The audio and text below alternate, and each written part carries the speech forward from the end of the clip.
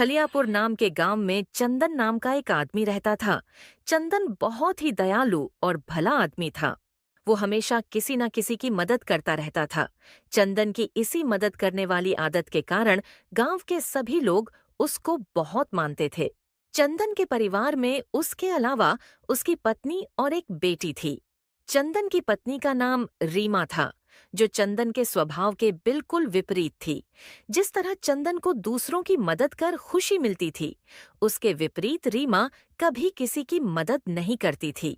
चंदन की पत्नी रीमा को चंदन की इस मदद करने वाली आदत से बहुत चीड़ होती थी। वो हमेशा चंदन को दूसरों की मदद करने के लिए भला बुरा बोलती रहती थी। एक दिन इसी तरह चंदन अपने खेत पर काम कर और गांव वालों की मदद कर घर थोड़ी देरी से पहुंचता है। उसके घर पहुंचते ही रीमा उसको ताने मारना शुरू कर देती है। देखो देखो, आ गए दानवीर कर्ण के चचेरे भाई। इनसे अपना काम तो पूरा नहीं होता है, पर दूसरों की मदद करने बोलो तो उसमें आगे रहते हैं। रीमा जब चंदन को ताने मार रही होती है, उस वक्त उसकी बेटी वहीं बैठकर खेल रही होती है। अरे रीमा, कम से कम बच्ची के सामने तो उल्टी बात मत किया करो। खुशी उठ चल, जा बाहर जाकर खेल। माँ के बोलते ही खुशी बाहर खेलने चली जाती है। और आज गांव में कितनों की मदद करके आए हो? खुद के खेत का काम पूरा हुआ या दूसरों की मदद करने के चक्कर में अपने खेत में काम करना भूल गए? हाँ, अपने खेत की पूरी जोताई तो हो गई है। बस कल जाकर बीज छिड़क दूंगा। तुम मुझे ये बताओ, तुम कितने दिनों से अपने खेत की जोताई कर रहे हो? आज जाकर तुम्हारा जोताई का काम पूरा हुआ है। अब पता नहीं कितने दिन तुम बीजों की बुआई करोगे और पता नहीं कब तक घर में अनाज आएगा। क्या हुआ, तुम आज कुछ ज्यादा उखड़ी उखड़ी सी लग रही हो? हाँ तो क्या करूं, तुमको तो गांव वालों की पड़ी रहती है। कभी तुमने यह जानने की कोशिश की है कि घर में कितने दिन का अनाज बचा है? जाओ और जाकर एक बार रसोई घर में जाकर देखो, खाली 2-3 दिन का राशन है। और हमारे यहाँ पुरखों का खजाना तो नहीं है कि जब मर्जी अनाज खरीद लाए। रीमा को इतना परेशान देख चंदन उसे दिलासा देने की कोशिश करता है। तुम मत चिंता करो, मैं कल खेत में बुआई का काम भी पूरा कर लूंगा और समय मिला तो किराना वाले के पास से घर के लिए राशन भी लेता आऊंगा। पैसे है तुम्हारे पास जो तुम राशन ले आओगे? नहीं, पैसे तो नहीं है, पर देखता हूं उधारी ले आऊंगा और पैसे आने पर राशन के पैसे चुका दूंगा। चंदन की बातों से रीमा का गुस्सा शांत हो जाता है। ठीक है, चलो हाथ मुंह धो लो, मैं खाना लगा देती हूँ। अगली सुबह चंदन जल्दी उठ खेत पर निकलने के लिए तैयार हो जाता है। चलो रीमा, मैं खेत के लिए निकल रहा हूं। तुम अपना और खुशी का ध्यान रखना। रुको, अपना खाने का डिब्बा तो साथ लेते जाओ। पता नहीं फिर किसी की मदद करने में देर हो जाए। कम से कम खाने का डिब्बा साथ होगा तो खाना याद रहेगा। रीमा फौरन रसोई से खाने का डिब्बा ले आती है। और सुनो, याद रहे आते आते घर के लिए राशन लेते आना। ठीक है, मैं आते आते घर के लिए राशन लेते आऊंगा। चंदन घर से निकलकर सीधा अपने खेत पर जाता है। वो जल्दी जल्दी अपने खेत में बीज छिड़क देता है। चलो, खेत का काम तो हो गया। अब जाकर घर के लिए राशन ले लेता हूं, वरना आज भी रीमा बहुत ताने मारेगी। चंदन अपने खेत से सीधा रमेश काका की राशन की दुकान पर पहुंच जाता है। अरे आओ चंदन बेटा, कैसे आना हुआ? बस काका, घर का राशन खत्म हो गया था तो वही लेने आया हूं। रमेश काका चंदन को सारा राशन निकालकर दे देते हैं। बेटा तुम्हारे पूरे 210 रुपए हुए। काका, फिलहाल मेरे पास पैसे नहीं है। जैसे ही मेरे पास पैसे आ जाएंगे, मैं आकर राशन के पूरे पैसे चुका दूंगा। चंदन को पूरे गांव वाले उसके अच्छे कामों और दूसरे की मदद करने के लिए बहुत प्रेम और आदर करते थे। इसीलिए रमेश काका भी उसे उधार देने से मना नहीं कर पाते। ठीक है बेटा, जैसा तुमको ठीक लगे। चंदन रमेश काका के यहाँ से राशन लेकर अपने घर की तरफ निकलता है। घर की तरफ जाते वक्त रास्ते में मंदिर के सामने चंदन को एक औरत और उसका एक बेटा दिखाई देते हैं, जो मंदिर के सामने बैठकर भीख मांग रहे थे। साहब, गरीब पर दया कीजिए और कुछ दे दीजिए। 2 दिन से बच्चे ने कुछ नहीं खाया है। माँ बेटे की ऐसी हालत देख चंदन का दिल तुरंत पसीज जाता है और वो अपने राशन की थैली उनको दे देता है। ये लो बहन, इसमें कुछ दिन का राशन है, शायद आपकी कुछ मदद हो जाए। आपका बहुत बहुत धन्यवाद भाई। आपने एक भूखे को खाना दिया है। आपके घर कभी अनाज की कमी नहीं होगी। चंदन उनको अपना राशन देकर वहां से घर की तरफ निकल जाता है। घर की तरफ जाते वक्त उसको रीमा का ख्याल आ जाता है। अरे ये क्या, मैंने घर का राशन तो उनको दे दिया है, और घर पर रीमा मेरा इंतजार कर सोच रही होगी मैं राशन लेकर आऊंगा। चलो अब क्या, चलते हैं, देखते हैं, जो होगा सो होगा। चंदन जब घर पहुंचता है तो देखता है रीमा उसका इंतजार कर रही होती है। आ गए आप? चलिए हाथ मुंह धो लीजिए, मैं खाना लगा देती हूँ। रीमा जब चंदन को सीधा खाना खाने के लिए बोलती है तो चंदन सोचता है। चलो आज बच गया, शायद ये राशन का भूल गई है, कल मैं याद से राशन ले आऊंगा। ठीक है, मैं हाथ मुंह धोकर आता हूं, तब तक तुम खाना लगा दो और खुशी को भी बुला लो खाना खाने। खुशी तो कब का खाना खाकर सोने चली गई। ठीक है, फिर मैं आता हूं हाथ मुंह धोकर। चंदन हाथ मुंह धोने चला जाता है और रीमा खाना परोसकर चंदन का इंतजार करने लगती है।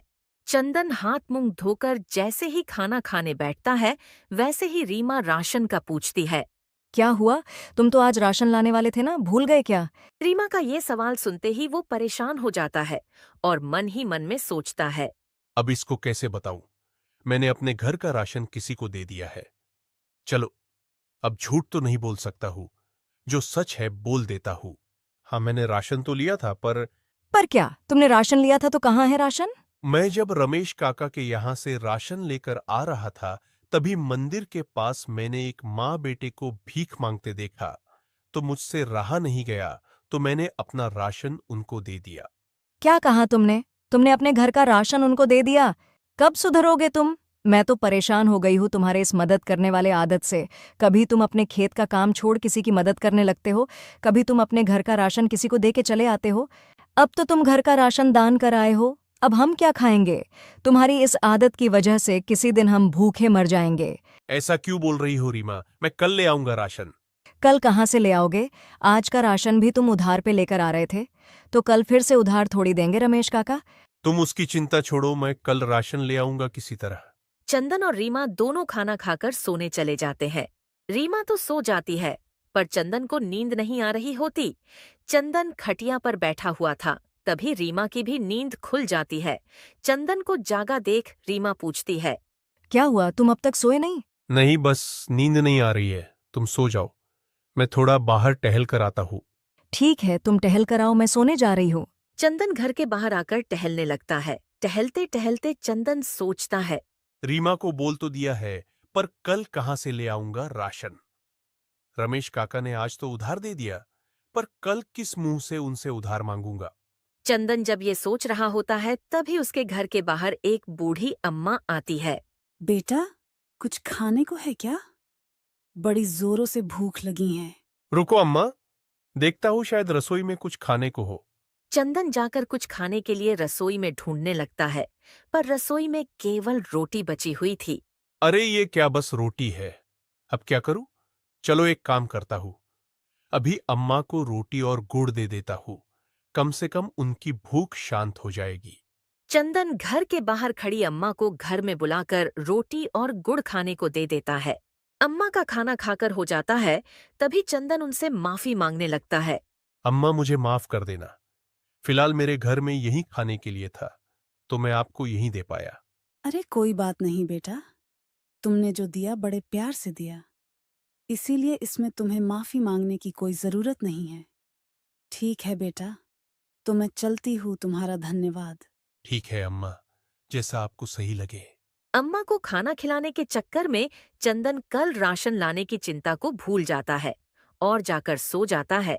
अगली सुबह जब रीमा चंदन के लिए खाने का डिब्बा भरने जाती है तो देखती है कि रात को जो रोटी बची थी, जो उसने चंदन के डिब्बे के लिए रखी थी, वो गायब है। रोटियों को गायब देख रीमा चंदन को आवाज लगाती है। सुनते हो, जरा यहाँ रसोई घर में आना तो। रीमा की आवाज सुन चंदन रसोई घर में आता है। हाँ बोलो, क्या हुआ, कुछ काम है क्या? घर में आटा खत्म हो गया था और तुमने कल का राशन तो बांट दिया था, इसीलिए मैंने रात को 2-3 रोटी तुम्हारे डिब्बे के लिए बचाकर रख दी थी, पर जब सुबह आकर मैंने देखा तो वो रोटियां यहाँ नहीं हैं। रीमा से यह बात सुन चंदन परेशान हो जाता है और सोचता है। अरे ये क्या, अब ये मैंने क्या कर दिया? अगर अब इसे ये पता चला कि रात को मैंने वो बची हुई रोटियां अम्मा को खिला दिया, तो ये तो मुझे ताने मार मार कर पागल कर देगी। अरे रात को शायद चूहा वगैरह कुछ आया होगा, तो उसी ने खा लिया होगा। हाँ, शायद ऐसे ही हुआ होगा, पर अब तुम क्या लेकर जाओगे डिब्बे में? तुम मेरी छोड़ो, घर में आटा खत्म हो गया है, तो फिर तुम और खुशी क्या खाओगी दिन में? तुम हमारी चिंता मत करो, हमारे लिए चावल है, हम वो खा लेंगे। पर आज तुम किसी भी तरह राशन ले आना। ठीक है, मैं आज कैसे भी राशन ले आऊंगा। चंदन तुरंत घर से निकलकर बाजार जाता है ताकि किसी तरह घर के लिए राशन का जुगाड़ कर सके। चलते चलते चंदन नदी के किनारे वाले पत्थर के पास आकर बैठ जाता है। अब क्या करूं? कहाँ से मिलेगा मुझे राशन के लिए पैसा? चंदन घर के राशन की चिंता कर ही रहा होता है, तभी वहां सामने से ब्रिजेश सेठ गुजर रहे होते हैं। ब्रिजेश सेठ चंदन को परेशान देख उसके पास जाते हैं। क्या हाल है चंदन? थोड़ा परेशान नजर आ रहे हो। कुछ हुआ है क्या? हाँ सेठ जी, एक छोटी सी परेशानी तो है। मुझे बताओ, शायद मैं तुम्हारी कोई मदद कर सकूं। सेठ जी, मेरे घर का राशन खत्म हो गया है और मेरे खेत की फसल भी अभी तैयार नहीं हुई है कि जिसे बेचकर मैं घर का राशन भरा सकूं। बस इतनी सी बात। तो एक काम करो ना, जाकर रमेश काका की दुकान से उधारी पर राशन ले लो और जब पैसे आ जाए तब दे देना। सेठ जी, यही तो परेशानी है। मैंने कल ही रमेश काका के यहाँ से राशन लिया था उधारी पर। फिर क्यों चाहिए तुम्हें राशन? सेठ जी, हुआ ऐसे कि कल मैं जब राशन लेकर घर जा रहा था तो मुझे मंदिर के पास एक माँ बेटे की जोड़ी मिली थी जिन्हें उस राशन की जरूरत मुझसे ज्यादा लग रही थी, तो मैंने वो उन्हें दे दिया। वाह रे चंदन, तुम्हारे भी क्या कहने। खुद के घर पर खाने को राशन नहीं है और तुम अपने घर का राशन किसी और को देकर आ गए। हाँ सेठ जी, पर मैं क्या करता, मुझसे उनकी तकलीफ देखी नहीं गई, इसीलिए दे दिया। और अब वापिस रमेश काका के यहाँ से उधार राशन तो नहीं ले सकता, इसीलिए परेशान हूं, क्या करूं। हाँ, तो परेशान क्यों हो रहे हो? मुझसे पैसे ले लो और जाकर राशन ले लो और जब तुम्हारे पास पैसे आ जाए तो दे देना। नहीं सेठ जी, मुझे माफ कर दीजिए, पर मैं आपसे पैसे नहीं ले सकता हूं। अभी काका की उधारी हो गई है, उस पर आपकी भी उधारी हो जाएगी। ब्रिजेश जानता था कि चंदन उससे पैसे नहीं लेगा और वो उसको परेशान भी नहीं छोड़ सकता था, इसीलिए वो एक तरकीब लगाता है। अगर ऐसी बात है तुम मुझसे पैसे नहीं ले सकते तो तुम मेरे लिए काम तो कर सकते हो ना। आज तुम मेरे खेत पर चलकर काम करो, उसके बदले पैसे ले लेना और फिर घर का राशन भर लेना। ब्रिजेश सेठ से यह सुझाव सुन चंदन फौरन तैयार हो जाता है। हाँ, ये ठीक रहेगा सेठ जी। आज दिन भर मैं आपके यहाँ पर काम कर लेता हूँ, इसके बदले आप मुझे कुछ पैसे दे देना, इससे मेरा काम हो जाएगा। फिर क्या था, चंदन ब्रिजेश सेठ के साथ उसके खेत पर जाता है और जमकर मेहनत करता है। चंदन का काम खत्म होने के बाद ब्रिजेश उसे पैसे देता है और कहता है, देखो चंदन, अब राशन खरीद कर सीधे अपने घर ले जाना, यहाँ वहां दान मत कर देना। हाँ सेठ जी, चलो चलता हूँ। चंदन वहां से निकलकर सीधा रमेश काका के यहाँ जाता है। नमस्ते काका, थोड़ा घर के लिए राशन लेना था। हाँ बोलो ना बेटा, क्या क्या दूं? काका, बस वही चीजें दे दो जो कल दिया था। अरे क्या बात है, कल ही तो तुम राशन लेकर गए थे ना बेटा, इतनी जल्दी खत्म? कहीं भंडारा रखा था क्या? बस ऐसा ही कुछ समझिए। चंदन कल वाली पूरी बात रमेश काका को बताता है। तुम्हारा भी क्या कहना बेटा?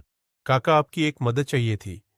मैं आज कुछ पैसे तो साथ लाया हूँ, पर मेरे पास जितने हैं उतने शायद पिछले और आज के राशन के हिसाब से थोड़े कम होंगे।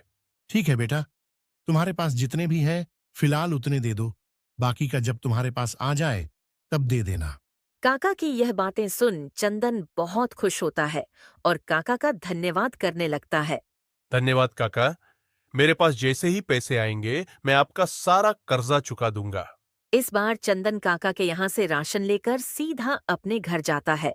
चंदन घर पहुँचते ही रीमा को आवाज लगाता है। ओ रीमा, कहाँ हो? देखो तो मैं क्या लाया हूँ।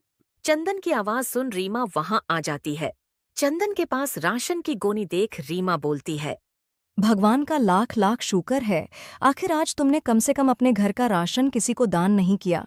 नहीं रीमा, मुझे भी पता है कि मुझे लोगों के साथ साथ अपने घर का भी ध्यान रखना चाहिए। फिर उस रात चंदन, रीमा और खुशी तीनों मिलकर खाना खाते हैं। कुछ दिन इसी तरह शांतिपूर्वक बीत जाते हैं। चंदन रोज अपने खेत पर जाता, खेत की फसल का जायजा लेता और फिर वहां से गांव में किसी न किसी की मदद करने निकल जाता। कुछ दिनों के बाद चंदन की फसल लहराने लगती है। अपनी लहराती फसल को देख चंदन कहता है, चलो, बहुत बढ़िया है। इस बार तो फसल बहुत ज्यादा मात्रा में हुई है। इसमें कुछ घर के लिए काम आ जाएगा और कुछ को बेचकर मैं मेरे छोटे मोटे कर्ज चुका दूंगा। फिर क्या था, चंदन लग जाता है अपने खेत की फसल की कटाई में। देखते ही देखते वो सारी फसल को काट देता है। चंदन कटी हुई फसल को बोरियों में भर कर रख देता है। चलो कटाई तो हो गई, अब सारी बोरियों को एक एक कर घर ले जाता हूँ। फिर कल से कुछ बोरियों को बाजार में ले जाकर बेच दूंगा। चंदन धीरे धीरे एक एक कर सारी बोरियां अपने घर में लाकर रख देता है। इतना सारा अनाज देख रीमा बहुत खुश होती है। क्या बात है जी, लगता है इस बार तो फसल पिछले बार के मुकाबले दुगनी हुई है। हाँ, कुछ ऐसा ही समझो। आखिर मेरी मेहनत कहीं ना कहीं तो दिखाई देगी ही ना। हाँ, सही कहा तुमने। एक काम करना, तुम इसमें से कुछ बोरियां घर के लिए रख दो और बाकी का बाजार में ले जाकर बेच दो। इससे काफी अच्छी कमाई हो जाएगी। हाँ, मेरा भी कुछ यही इरादा है। बेचे हुए अनाज से जो पैसे मिलेंगे उससे रमेश काका की उधारी भी चुका दूंगा। ठीक है, जैसा तुमको सही लगे। फिर चंदन कुछ अनाज की बोरियां उठाकर रसोई घर में रख देता है। चलो अब हाथ मुंह धो लो, मैं तुम्हारे लिए खाना लगा देती हूँ। ठीक है, तुम खाना लगाओ, मैं आया हाथ मुंह धोकर। फिर अगली सुबह ओ रीमा, कहाँ हो? मैं बाजार जा रहा हूँ और साथ में अनाज की बोरियां ले जा रहा हूँ। लगे हाथ जितना हो सके बेच आऊंगा। चंदन की आवाज सुन रीमा वहां आती है। देखो, जा तो रहे हो अनाज बेचने, पर देखना कहीं दान मत कराना। अनाज बेचे हुए पैसों से ही मैं रोज के लिए साग सब्जी खरीद पाऊंगी। हाँ ठीक है, तुम उसकी चिंता मत करो, मैं अनाज बेचकर पैसे घर ही लाऊंगा। और एक बात, आज कितनी बोरी लेकर बाजार जाओगे? सोच तो रहा हूं 2 बोरी लेकर जाता हूँ। फिर अगर अच्छे पैसे मिले तो कल से ज्यादा ले जाऊंगा। अगर 2 बोरी लेकर जा रहे हो तो कम से कम 1,000 रुपए बनने चाहिए दोनों के। वो कैसे? मैं कुछ समझा नहीं। देखो, हमारे फसल की गुणवत्ता काफी अच्छी है और मैंने बाजार में इस तरह की फसल कम से कम 500 रुपए बोरी बिकते देखा है। तो इसके हिसाब से हमारी 2 बोरियों की 1,000 हुए ना। अगर ऐसी बात है तो मैं भी एक बोरी के 500 रुपए लूंगा। ठीक है, तो मैं जाता हूँ। हाँ ठीक है, जाओ, पर मेरी दोनों बातें याद रखना। चंदन अनाज की 2 बोरियां उठाता है और बाजार की ओर निकल जाता है। बाजार पहुंचकर वो एक छोटी सी जगह पर अपनी अनाज की बोरी रख लोगों को आवाज देने लगता है। आसपास से लोग आते जाते हैं और भाव पूछ पूछ निकल जाते हैं। इसी तरह कुछ समय बीत जाता है। कितना समय हो गया पर अब तक कुछ भी नहीं बिका। ऐसा चलता रहा तो ये अनाज की बोरियों को बाजार लाना व्यर्थ हो जाएगा। चंदन के अनाज की बिक्री नहीं हो रही थी। इससे परेशान हो वो भगवान से विनती करने लगता है। हे भगवान, क्या हुआ? आज का पहला ही दिन लगता है, मेरा खराब जाने वाला है। हे प्रभु, कुछ तो बिकवा दो, कम से कम कुछ पैसे तो घर लेकर जाऊंगा। चंदन भगवान से विनती कर ही रहा होता है, तभी एक गरीब लड़का उसके पास आता है। काका, मुझे थोड़ा सा अनाज दे दो। मेरे घर पर मेरी भूखी माँ है, उसने कुछ दिनों से कुछ नहीं खाया है। इसके बदले मेरे पास कुछ पैसे हैं, ले लो। उस लड़के को देख चंदन पूछता है। कौन हो बेटा तुम? तुम्हें तो मैं पहली बार इस गांव में देख रहा हूं। काका, मेरा नाम किशन है, मेरे पिताजी नहीं हैं और मेरी माँ की तबीयत बहुत खराब रहती है। मैं इसीलिए गांव गांव घूम कर कुछ खाने का इंतजाम कर उनका ध्यान रखता हूँ। किशन की दर्द भरी बातें सुन चंदन को बहुत बुरा लगता है। बेटा, तुम मेरा एक काम करोगे क्या? हाँ बोलिए काका, क्या करना है? बेटा, कुछ करना नहीं है, बस कुछ देर तुम मेरे साथ यहां बैठो। मैं ये एक गोनी अनाज बेच देता हूं, फिर कुछ अनाज लेकर मैं तुम्हारे साथ तुम्हारे घर चलता हूं। चंदन की बात मानकर किशन वहीं उसके बगल में बैठ जाता है। देखते ही देखते कुछ ही देर में एक धनी व्यक्ति आता है और चंदन से कहता है। और भाई, ये अनाज की बोरी कैसे दी? साहब, एक गोनी की कीमत पूरे 500 रुपए है, पर आपको जो सही लगे दे दीजिए। देखो भाई, अनाज की गुणवत्ता तो काफी अच्छी है, इसीलिए मैं तुम्हें 500 रुपए पूरे दूंगा। वो व्यक्ति चंदन को पैसे देता है और वहां से एक गोनी लेकर चला जाता है। अरे बेटा, तुम मेरे लिए आज बहुत भाग्यशाली हो। देखो, सुबह से कुछ भी अनाज नहीं बिका था और तुम्हारे आते ही मेरी एक गोनी बिक गई। ऐसा कुछ नहीं काका, सब नसीब का खेल है। मेरे आने से थोड़ी ऐसा हुआ होगा। चलो बेटा, मुझे तुम अपने घर ले चलो। ठीक है काका, चलिए मेरे पीछे पीछे आ जाइए। चंदन किशन के पीछे पीछे जाने लगता है और थोड़ी देर में चलते चलते चंदन किशन के साथ साथ गांव के बाहर चला जाता है। किशन बेटा, अभी और कितनी दूर है तुम्हारा घर? चलते चलते हम गांव के बाहर आ गए हैं। थोड़ी देर में तो जंगल आ जाएगा। हाँ काका, बस हम आ ही गए हैं, मेरा घर जंगल के पास ही है। क्या कहा बेटा, तुम्हारा घर जंगल में है? हाँ काका। क्यों बेटा, तुम्हें कहीं और जगह नहीं मिली क्या रहने को? नहीं काका, क्या करते, हमारे पास इतने पैसे ही नहीं थे कि हम कहीं जमीन लेकर घर बना सके, इसीलिए जंगल में ही एक छोटी सी झोपड़ी बना ली। रुको बेटा, मैं आज ही गांव में लौटते समय गांव के मुखिया से बात कर लूंगा, ताकि वो तुम लोगों को रहने के लिए गांव में कहीं जगह दे सके। चलेगा काका, इससे तो हमारी बहुत मदद हो जाएगी। चलो बेटा, अब जल्दी जल्दी तुम्हारे घर चलते हैं, वरना अगर ज्यादा समय हो गया तो मुझे घर लौटने में भी देर हो जाएगी। ठीक है काका, चलिए। चंदन और किशन फिर से किशन के घर की ओर निकल जाते हैं। चलते चलते आखिर दोनों किशन के घर पहुंच जाते हैं। चंदन जब किशन के घर के अंदर जाता है तो देखता है किशन की माँ बिस्तर पर लेटी होती है। किशन की माँ की हालत काफी खराब दिख रही थी। माँ को सोते देख किशन आवाज लगाता है। उठो माँ, देखो आपसे मिलने कौन आया है। किशन की आवाज सुन उसकी माँ उठ जाती है। हाँ बोलो बेटा, कौन आया है? माँ देखो, ये काका आए हैं और अपने साथ ढेर सारा अनाज भी लाए हैं। अरे भाई साहब, आपका बहुत बहुत धन्यवाद। आपने हम गरीब को अनाज देकर बहुत पुण्य का काम किया है। इसके बदले भगवान भी आपको हमेशा धन धान्य से भरा रखे। अरे बहन, धन्यवाद कहकर मुझे पाप का भागीदार मत बनाओ। इस समय मुझसे ज्यादा इस अनाज की जरूरत आपको और किशन को है। और वो कहते हैं ना, जिसके नसीब में जो है उसको वो जरूर मिलता है। वैसे ही समझिए, ये अनाज आप लोगों के नसीब का है। क्या बात कही है भाई साहब आपने। सच में आपके जैसे अगर हर इंसान सोचने लगे तो कितने लोगों की मदद हो जाएगी। बहन, एक बात पूछूं आपसे, बुरा तो नहीं मानोगी? नहीं भाई, पूछिए, क्या पूछना है? बहन, आप दोनों गांव से इतनी दूर रहते हो, उस पर आपकी तबीयत खराब रहती है। आप लोगों को डर नहीं लगता जंगली जानवरों का? डर किस बात का भाई साहब? अभी कुछ देर पहले जो आपने बात कही थी, मैं भी उस बात को बहुत मानती हूँ। हम गरीब के नसीब में जो लिखा है उसको तो हमें सहना ही होगा। और रही बात जंगल में रहने की, तो किशन के पिता के गुजर जाने के बाद घर का खर्च चलाना भारी हो गया था। और थोड़ी कुछ उनकी जमीन थी, वो भी उनके बड़े भाइयों ने छीन ली। तब से मैंने और किशन ने यहाँ रहने के लिए अपने लिए एक छोटी सी झोपड़ी बना ली। अब आपको फिक्र करने की कोई जरूरत नहीं बहन। मैं गांव में जाते ही सबसे पहले गांव के मुखिया से बात कर आप लोगों के रहने के लिए जगह दिलवा दूंगा। आपको क्या लगता है मुखिया जी मान जाएंगे? हाँ, क्यों नहीं मानेंगे, मैं हूं ना। अगर वो नहीं मानेंगे तो मैं आपको मेरी जमीन पर घर बनाकर दूंगा, पर अब मैं आप लोगों को यहां नहीं रहने दूंगा। ठीक है भाई साहब, आप एक बार मुखिया जी से बात करके देखिए।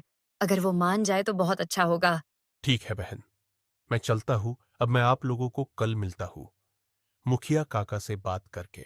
अरे रुकिए भाई, अब आप इतनी दूर आए हैं तो कुछ खाकर जाइए। मैं अभी आपके लिए कुछ बना देती हूँ। नहीं, रहने दीजिए, मुझे आज बहुत देर हो गई है। घर पर मेरे परिवार वाले भी इंतजार कर रहे होंगे, पर मैं कल आऊंगा तो पक्का खाना खाकर जाऊंगा। ठीक है भाई साहब, जैसा आपको सही लगे। चंदन किशन के घर से निकल के अपने घर की तरफ चला जाता है। चलते चलते चंदन अभी किशन के घर से थोड़ी दूरी पर आया ही था, तभी उसको याद आता है कि उसने अनाज के बदले किशन से कुछ पैसे लिए थे। हे भगवान, ये क्या करने जा रहा था मैं? अच्छा हुआ सही समय पर याद आ गया, वरना घर पहुंच जाता तो किशन के पैसे भी मुझे रीमा को देने पड़ते। चलो, अभी ज्यादा दूर नहीं आया हूं तो ये पैसे ले जाकर किशन को फिर से दे देता हूं। चंदन किशन के पैसे लौटाने फिर से किशन के घर की तरफ चला जाता है, पर जैसे ही चंदन किशन के घर के सामने आता है तो देखता है वहां कोई घर नहीं है। ये देख चंदन चौंक जाता है। ये क्या हो गया? अभी कुछ देर पहले तो यहां किशन का घर था और इतने ही देर में गायब हो गया। कहीं मैं कोई सपना तो नहीं देख रहा हूं? नहीं, ये कोई सपना नहीं है। लगता है मैं रास्ता भटक गया हूं। अरे नहीं, ऐसा नहीं हो सकता। मुझे पक्का याद है, यहीं पर तो किशन का घर था। ठीक उसके घर के बगल में यह झाड़ था जिस पर चिड़िया का घोंसला है। अब चंदन को थोड़ा डर लगने लगता है तो वो वहां से भागने की सोचता है। अब मुझे यहां कुछ ठीक नहीं लग रहा है। फिलहाल मैं यहां से निकलता हूं, कल आकर किशन के पैसे लौटाने की सोचूंगा। चंदन बिना यहाँ वहां देखे सीधा वहां से भाग जाता है और अपने घर की ओर निकल जाता है। भागते भागते चंदन अपने घर पर आता है और रीमा को जोर जोर से आवाज लगाने लगता है। चंदन को इतनी जोर जोर से चिल्लाते सुन रीमा वहां भागते भागते आती है। क्या हुआ, इतनी जोर से क्यों बुलाया? घर आते आते कहीं भूत देख लिया क्या? कुछ ऐसा ही समझो। चलो बहाने मत बनाओ, और ये बताओ अनाज की दोनों बोरियां बिकी या उन्हें दान कराए? चंदन अपने साथ हुए वाक्य से पहले ही थोड़ा डरा होता है और रीमा की ये बात सुन चंदन और थोड़ा सहम जाता है। अब इसको कैसे बता दूं? मैं एक गोनी अनाज किसी को दे आया हूं और जिसे देकर आया वो वहां से गायब भी हो गया। बोलो, क्या सोच रहे हो? मुझे पता है कोई ना कोई बहाना बना रहे हो मुझे बेवकूफ बनाने के लिए। बोलो, बोलते क्यों नहीं हो? अरे बोलने तो दो, बोलने दे नहीं रही हो और बोल रही हो, बोलो। हाँ तो सुनो, एक गोनी बिक गई और एक गोनी मैं किसी को दे आया हूं। रीमा ने जब ये बात सुनी तो वो तो आग बबूला हो गई। क्या कहा तुमने? एक गोनी ऐसे ही दे आए? मैंने तुम्हें सुबह ही मना किया था ना। कब सुधरोगे तुम? तुम्हें इतना समझाने के बाद भी तुम वही काम कराए? देखो रीमा, मैंने 2 गोनियों में से एक गोनी तो बेची है और मुझे उसके पूरे 500 रुपए मिले हैं। हाँ, पर मैंने सुबह क्या कहा था? तुम 2 गोनियां लेकर जा रहे हो तो दोनों बेच कर आना। दान करने नहीं बोला था, याद है ना? हाँ रीमा, मुझे सब याद है, पर तुम तो जानती हो मैं किसी को परेशान नहीं देख सकता। हाँ, ये सही है। तुम बाकी लोगों को परेशान नहीं देख सकते, पर हम घर वालों को परेशान करने मजा आता है। नहीं रीमा, ऐसी कोई बात नहीं है। मैं जो भी करता हूं सब तुम लोगों के लिए ही तो करता हूं। चंदन इसी तरह मीठी मीठी बातों से रीमा को मना लेता है। चलो अब मस्का मत मारो और ये बताओ, एक गोनी किसको दान करके आए हो? आज जब मैं बाजार में अनाज बेच रहा था तो सुबह से दोपहर हो गई थी, पर कुछ भी नहीं बिका था। तभी अचानक एक लड़का आया जिसने मुझे कुछ पैसे दिए और कहा, काका, इतने पैसे में जितना अनाज आ जाए दे दो, मेरी माँ की तबीयत बहुत खराब है। उन्होंने कुछ खिलाया नहीं तो उनकी तबीयत और खराब हो जाएगी। मुझसे उसकी ये हालत देखी नहीं गई तो मैंने उसे अपने पास बिठा लिया और कहा, तुम थोड़ी देर रुको, मैं ये एक गोनी अनाज बेच देता हूं, फिर उसके साथ जाकर अनाज की एक गोनी उसके घर छोड़ाऊंगा। इतना बोलते ही वहां एक व्यक्ति आया और बिना मोल भाव के एक गोनी के 500 रुपए देकर ले गया। ये तो थोड़ा ताज्जुब की बात है। हाँ रीमा, आगे तो सुनो। क्या हुआ, जब मैं उसके साथ अनाज की गोनी उसके घर छोड़ने गया तो पहले तो उसका घर जंगल के अंदर, और जब मैं उसके घर उसकी मां से मिल अनाज की गोनी देकर वापिस आ रहा था तभी मुझे याद आया कि मेरे पास किशन के पैसे हैं। मैंने सोचा उसके पैसे वापिस कराता, पर मैं जैसे ही पैसे देने वापिस किशन के घर गया तो क्या देखता हूं, वहां किशन का घर था ही नहीं। चंदन की ये बातें सुन रीमा भी चौंक जाती है। क्या कहा तुमने? कहीं तुम मुझसे झूठ तो नहीं बोल रहे हो? नहीं रीमा, मैं क्यों झूठ बोलूंगा तुमसे। चलो जाने दो, अच्छा हुआ तुम्हें कुछ नहीं हुआ। चलो अब खाना खा लो और आराम कर लो, फिर कल बाजार भी जाना है ना बाकी की गोनियां बेचने। ठीक है, चलो खाना लगा दो। चंदन खाना खाकर सो रहा होता है, तभी उसके सपने में लक्ष्मी माता आती है और कहती है, बेटा चंदन, मैं तुमसे बहुत ज्यादा खुश हूँ। मैं तुम्हें आशीर्वाद देती हूँ कि तुम्हारे मेहनत से उगा हर अनाज सोने के बराबर होगा और आज के बाद कभी तुम्हें किसी चीज की समस्याएं नहीं होगी। और तुम्हें लोगों की मदद करना पसंद है ना, तो अब तुम्हारे पास इतना धन होगा कि तुम जितना मर्जी उतना लोगों की मदद कर सकते हो। चंदन सपने में लक्ष्मी माता को देखकर बहुत प्रसन्न होता है और जब वो उठता है तो देखता है सुबह हो चुकी होती है। चंदन तुरंत रीमा को आवाज लगाता है और अपने सपने के बारे में सब कुछ बता देता है।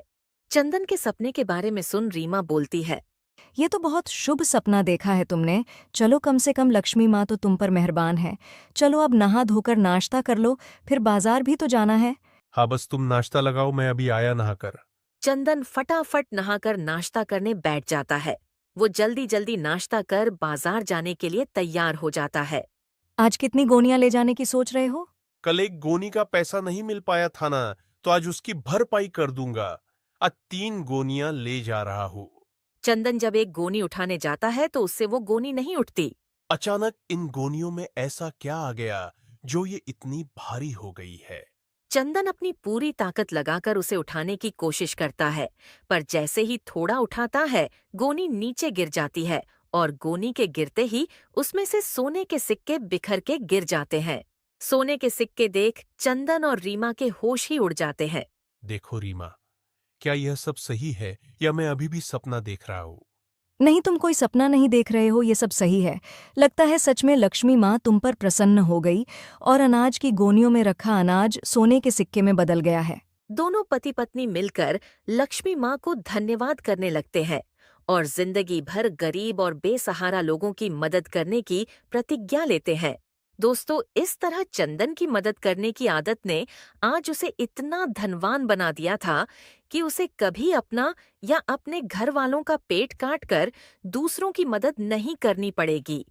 अब उसके पास इतना धन था कि वो सभी गरीब बेसहारा लोगों की मदद कर सकता था। दोस्तों, इस तरह की और शानदार कहानियां देखने के लिए हमारे इस चैनल को सब्सक्राइब कर ले।